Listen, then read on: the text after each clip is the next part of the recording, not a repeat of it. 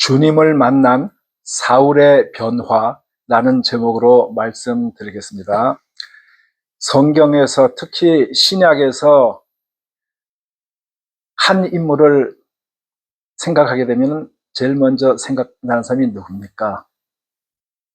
12사도도 있었고 뭐 또 다른 분들도 있었지만 대부분 사도 바울을 제일 먼저 생각하지 않을까 생각합니다. 오늘은 그 사도 바울, 원래 이름이 사울이었던 사람에 대해서 말씀을 드리겠습니다. 우리가 지금까지 많이 듣기로 사울이라는 사람이 유대인인데 열심을 냈다가 예수님을 만나고 나서 사람이 완전히 바뀌어서 이름도 바울로 바꾸고 전도를 했다. 이렇게 많이들 듣고 있는데, 이 사울이 예수님을 만나고 나서도 사울이라는 이름을 그대로 한동안 썼어요. 그리고 그 다음에 그 구브로에 가서, 그러니까 지금 키프로스가 되죠. 거기 가서 전도할 때 바울이라고 하는 사울이라는 말이 나오면서 그 다음부터는 이 바울로 이름이 쭉 나옵니다. 그래서 이 사람이 회심을 해가지고 이름을 사울에서 바울로 바꿨다라고 생각하기보다는 사도 바울이 전도하는 그 주 대상이 이방인이었잖아요. 사울은 히브리 네임입니다. 히브리 네임. 그러니까 사울이 어느 지파 사람이냐면 베냐민 지파 사람인데 베냐민 지파에서 초대 왕이 나오지 않았습니까? 사울 왕. 그 사람 이름을 따가지고 사울이라고, 그래서 그 히브리 이름이 되겠어요. 그런데 밖에 나가가지고 주로 그때 이제 그 알렉산더 대왕 정복 이후에는 다 헬라 문화가 돼 있었는데 그 사람 그 식의 이름으로 나가는 게 좀 더 자연스럽지 않았을까 그런 생각이 듭니다. 그래서 바울이라는 것은 헬라식 이름입니다. 이 사울이라는 사람이 베냐민 지파 사람이긴 하지만 유대에 살던 사람이 아니고 지금 터키의 타르소스, 그러니까 성경에는 다소라고 나옵니다. 그 길리기아, 그 다소에서 이제 자라가지고 그래서 유대 땅에 와서 교육을 받고 했는데 사울은 그 아버지 때부터 벌써 로마 시민권을 얻었던 것 같아요. 그래가지고 자기는 날 때부터 로마 시민권자에 대한 그런 자부심이 있었을 것 같습니다.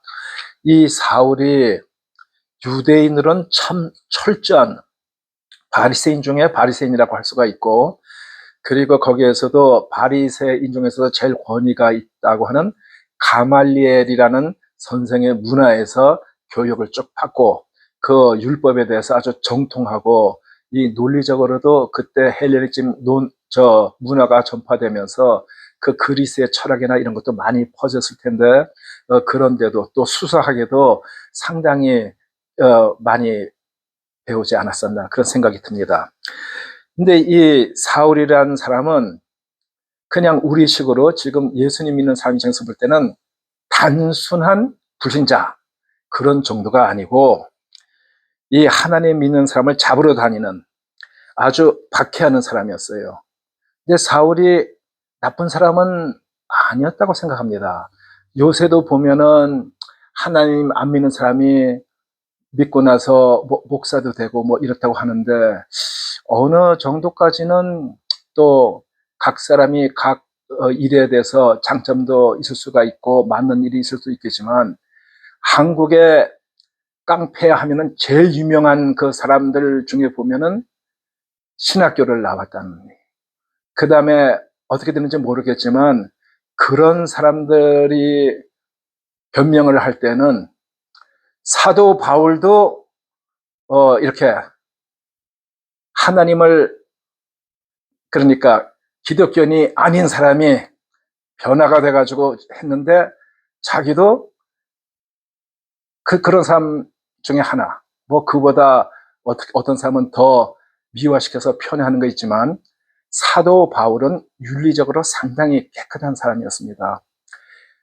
깡패가 돼가지고 못된 짓 다 하고 사람도 많이 죽이고 이런 사람들이 정말로 믿는 사람 같았으면 죄가 너무 많은데 어떻게 제가 목사를 하겠습니까? 저는 그냥 이 사찰로만 해도 충분합니다. 교회에서 이렇게 뭐 안내를 하든지 아니면 그 봉사 심부름을 하든지 하겠습니다. 그게 바른 태도일 것 같습니다. 그런데 그런 거 다 건너뛰고 목사가 남들에게 대접을 받는다고 생각하니까 또 제일 쉬운 게 목사 되는 게 제일 쉽잖아요.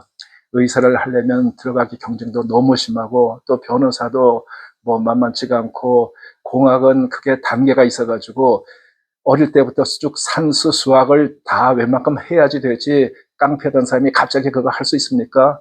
그런데 요새 뭐 교단은 너무나 많고 교회 한 번도 안 가본 사람 뭐 심지어는 돈 받고 목사 안수도 해준다고 하는데 그런 신학교를 갔든지 하는 거는 누구든지 오기만 하면 환영하고 그러니까 아주 쉽게 생각하는데 그런 분들이 굉장히 많은 사람들이 불명예를 끼치는 안 됐으면 좋은 그런 경우를 많이 봅니다. 근데 사도 바울은 그런 사람들하고 질적으로 다릅니다. 사도 바울은 율법을 철저히 윤리에 철저히 남들보다 훨씬 나은 그런 사람인데 문제가 무엇이었냐 하면은 자기는 예수님을 메시아이신 줄 몰라봤던 거 그거 하나가 큰 잘못이었어요. 그 기독교라고 하는 사람들이 하나님을 모독한다 이렇게 생각을 해가지고 열심히 잡으러 다녔습니다. 그래서 예수 믿는 사람을 잡아다가 감옥에 가는 일에 참 열심히고 아주 그 일에 앞장섰습니다. 자기는 자기가 하나님을 위해서 바른 일을 한다고 그렇게 믿었지만 실제로는 교회를 갖다 핍박을 하고 아주 대적하는 그런 사람이었어요. 이 사울이 스데반이 죽을 때 사람들이 스데반을 갖다가 돌로 쳐 죽이느라고 이제 우퉁다복할 때 그 겉옷을 갖다 다 사울 앞에다 모아놓고 가서 죽이고 했는데 거기서도 참 신기한 게 예수님을 이 사람들이 저 빌라도에게 데리고 갔을 때는 우리는 사람을 죽일 권한이 없습니다 해가지고 자기들이 죽일 권한이 없으니까 빌라도를 협박해가지고 자기가 왕이라고 하는 사람을 죽이지 않으면 너는 너희 왕 가이사의 충신이 아니다 이러니까 빌라도가 나는 이 사람의 죄는 관여하지 않겠다 손으로 자기 물로 손을 씻고 그렇지만 이 사람 협박이 사람을 죽이게 됐잖아요. 그런데 스데반 때는 유대인들이 끌고 가서 돌로 쳐 죽였습니다. 그때 사도 바울은 그것은 당연하다고 생각했고 그때부터 이 핍박이 크게 일어나면서 사울이 앞장을 섰어요. 그래서 살개가 등등 해가지고 대제사장한테 갔습니다. 그래서 공문을 청했어요. 자기 자신이 사람을 막 잡고 하는 그런 권위는 뭐 없었기 때문에 대제사장한테 허가 받으면 이젠 교회 권위로 가가지고 잘 믿는 사람을 이제 잡아다 감옥에 집어넣는 거예요. 그래가지고 공문을 청해서 갔을 때 이 사람의 태도가 어땠냐 하면은 예수를 믿기만 하면 남녀를 불문하고 남자건 여자건 다 잡아가지고 옥에다 집어넣는 거. 그래서 다메섹으로 이제 가게 됐어요. 그 왜 다메섹으로 갔냐? 스데반 때 예루살렘에 핍박이 크게 나서 흩어졌는데 이 아마 많은 수가 다메섹 쪽으로 갔던 것 같아요. 다메섹은 지금 우리가 보면은 시리아의 수도 다마스커스를 얘기합니다. 다마스커스. 그러니까 그 67년도에 3차 중동전 일어났을 때 그리고 그 후에 4차 중동전이라고 했을 때 이스라엘 백성이 시리아하고 싸우면서 그 골란고원이라고 많이 들어보셨을 겁니다. 그 골란고원을 넘어서 좀 더 가면 다메섹이 나옵니다. 그러니까 이 사도 바울도 그러니까 그 전에 원래 이름 사울도 이제 사람 잡으려고 다메섹 가까이 갔어요. 그런데 갑자기 하늘에서 빛이 딱 비쳤어요. 그러니까 요새로 생각하면은 무슨 감옥에서 죄수들이 탈출을 했다 아니면 어디 뭐 강도가 있다면 헬리콥터가 그 주위를 빙빙 돌리면서 서치라이트를 쫙 비추잖아요. 밤에 보면 그 불이 굉장히 밝습니다. 그런 식으로 하늘에서 이렇게 빛이 쫙 사울을 갖다 둘러싸 가지고 빛이 비추니까 너무 놀래고 당황하고 또 빛이 밝잖아요. 그래가지고 땅에 딱 엎드렸는데 그때 소리가 들리는 거예요. 사울아 사울아 네가 어찌하여 나를 박해하느냐. 그랬더니 사울이 주여 누구시니까? 그랬더니 하늘에서 들리는 소리가 네가 박해하는 예수라. 시내로 들어가라. 내가 행할 것을 이룰 자가 있느니라. 그때 같이 가던 사람들, 그러니까 믿는 사람들 잡으러 사울이 데리고 가던 그 사람들은 소리만 듣고 아무것도 보지 못하여 말을 못하고 서 있었는데 사울이 눈은 떴어요. 근데 아무것도 보지 못했어요. 그러니까 장님이라고 하기는 조금 애매해요. 장님은 이제 눈을 이렇게 감고 있잖아요. 근데 사울은 눈은 떴는데 아무것도 안 보이는 거예요. 그래가지고 주위에 있는 사람들이 사울을 손을 붙잡고 다메섹으로 들어가서 사흘 동안을 먹지도 마시지도 아니했다. 그런 얘기입니다. 그것이 지금 제가 처음에 말씀드리려고 하는 하나님은 가장 완고한 사람도 변화시킬 수 있습니다. 라는 제목으로 이제 말씀드렸습니다.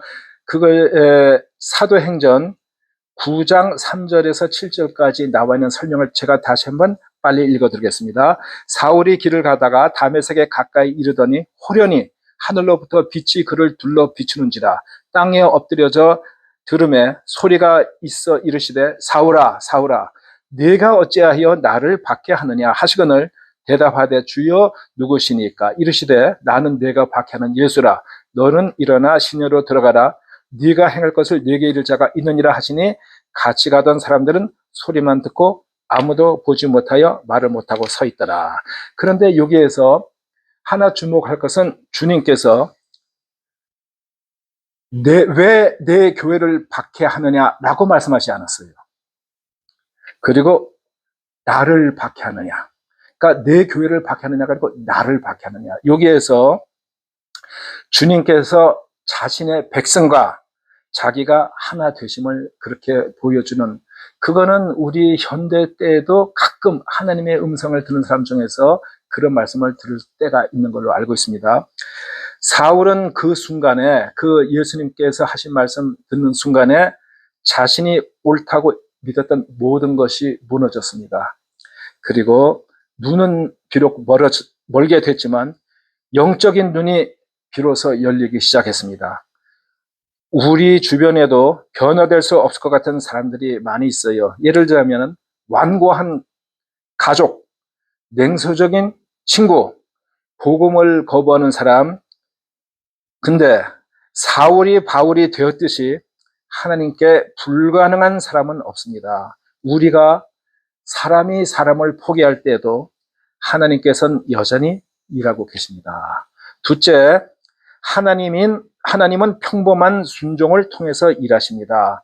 주님께서 환상 중에 아나니아에게, 그러니까 아나니아라는 사람이 다메섹에 있는 사람이었어요. 집가라는 거리에 가면은 유다의 집에 가서 사울을 찾으라. 그러니까 이 아나니아라는 사람은 사울을 모르는 사람이에요. 집가라는 거리에 있는 유다의 집에 가서 사울을 찾아라. 그가 기도하는 중이니라. 무슨 기도를 하냐? 그러니까 사울이 아나니아가 와서 자기에게 안수하여 다시 보게 하는 것을 보았느니라. 그러니까 사울이 이렇게 비전 중에서 저 아나니아라고 하는 사람이 자기한테 와가지고 안수 기도를 해서 자기가 다시 보겠다는 것을 봤다는 그 얘기입니다. 그랬더니 이 아나니아가 예수님께서 하시는 말씀을 듣고 대답하기를 뭐라고 대답했느냐? 사울은 예루살렘에서 주의 성도를 핍박하고 붙잡아다가 옥에 넘기고 또 이 다메섹에도 사람 잡으려고 왔나이다. 근데 어떻게 내가 가서 그런 사람 만납니까? 그런 얘기예요. 그랬는데 예수님께서 뭐라고 하시냐면 이 사람은 내 이름을 이방인과 임금들과 이스라엘 자손들에게 전하기 위하여 택한 나의 그릇이라. 사울이 예수님이 누구인지 알지 못했을 때 벌써 예수님은 그 계획 중에서 사울을 갖다가 이 이방인을 위해서 사도로, 전도자로 삼겠다, 그 말씀을 하신 거예요. 그가 내 이름을 위하여 얼마나 고난을 받아야 할 것을 내가 그에게 보이리라. 그랬더니 이 아나니아라는 사람은 참 착하고 정직하고 이 신령한 사람이었던 것 같아요. 아나니아가 사울에 안수하며 형제 사울아 예수께서 너로 다시 보게 하시고 성령으로 충만하게 하신다. 그랬더니 그 즉시로 사울이 눈에서 비늘 같은 것이 떨어지면서 다시 보게 되었고, 그리고 일어나서 세례를 받고 또 음식을 먹음에 강건하여지니라. 이렇게 나옵니다.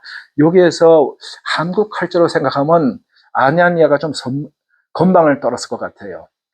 사울에게 야, 한번 쫄다고는 영원한 쫄다고야. 너 내가 낫게 해주면 너는 영원히 내 부하야. 이랬을 것 같은데 이 아나니아는 그런 표현을 안 쓰고 사울은 이제 신입생으로 들어온 거예요. 그런데 자기가 형제요, 동등하다 이 얘기예요. 이거는 한국 교회에서 특히 명심을 해야 될 것 같습니다. 아나니아는 자기가 이해가 되지 않았지만 하나님 예수님 말씀에 순종했습니다. 그 결과 사울은 눈을 뜨고 성령을 받고 세례를 받게 됩니다.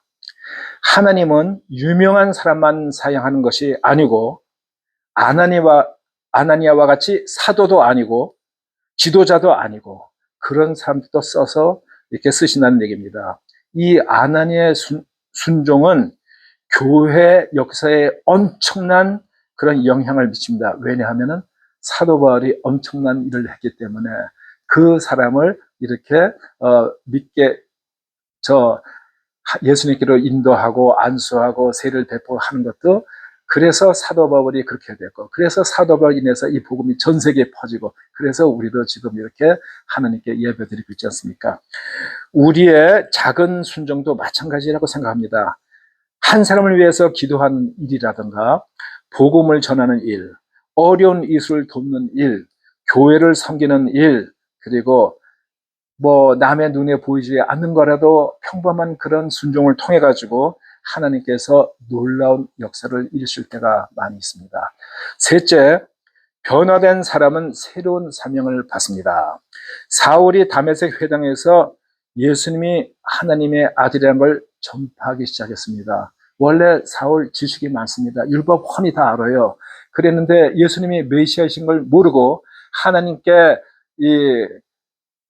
제대로 섬기지 않는 그런 집단으로 생각해서 자기가 핍박하는데 앞장을 섰는데 이제는 하나님이신 예수님을 만난 거 아니에요?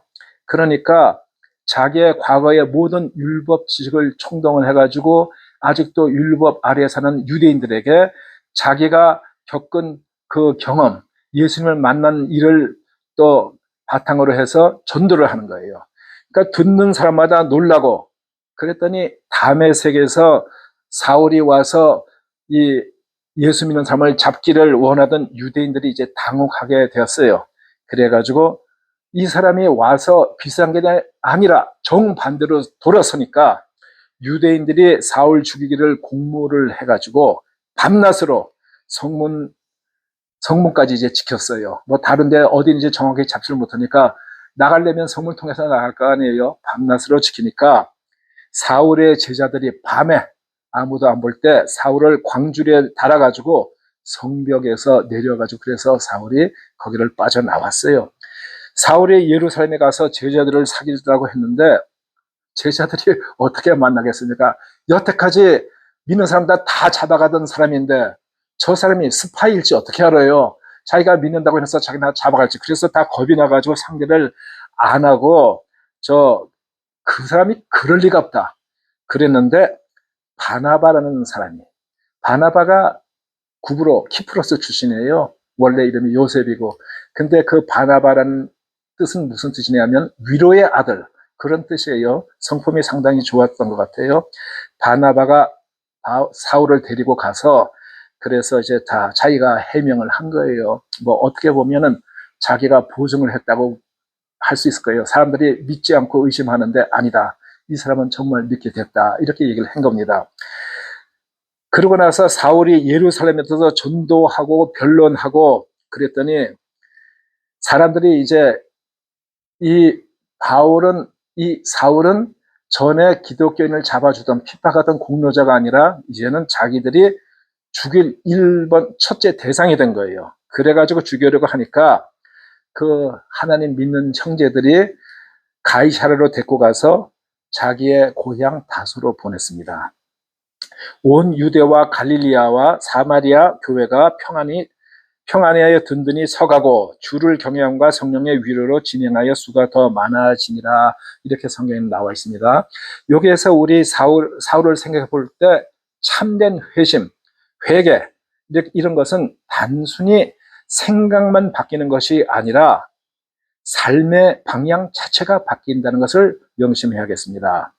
핍박자에서 전도자로, 파괴자에서 세우는 자로, 교회의 적에서 교회의 일꾼으로 사울은 예수님을 만난 후 더 이상 자기가 인생의 주인이 아니고 예수님이 주인이신 자기는 종이 되었습니다. 사울은 하나님의 부르심을 따라 사는 사람이 되었습니다. 예수님을 믿는다는 것은 단지 천국 가는 표를 얻는 것을 넘어서 주님의 사람으로 살아가는 것을 말합니다. 우리도 우리 자신에게 질문을 해야 됩니다. 주님, 저를 통해 무엇을 하기를 원하십니까?